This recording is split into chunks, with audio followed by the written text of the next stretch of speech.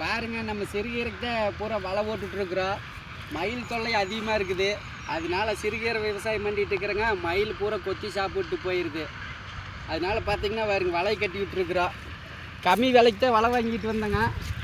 பாருங்கள் எப்படி ஒரு பாதுகாப்பாக போட்டு வச்சுருக்குறோம். இந்த மாதிரி சிறுகீரை விவசாயம் பண்ணுறவங்கள வலை போட்டிங்கன்னா கொஞ்சம் சௌகரியமாக இருக்குது. பாருங்க அப்படியே காட்டுக்கு எப்படித்தான் பாதுகாப்பு பண்ணிக்கிறேன்னு பாருங்கள்.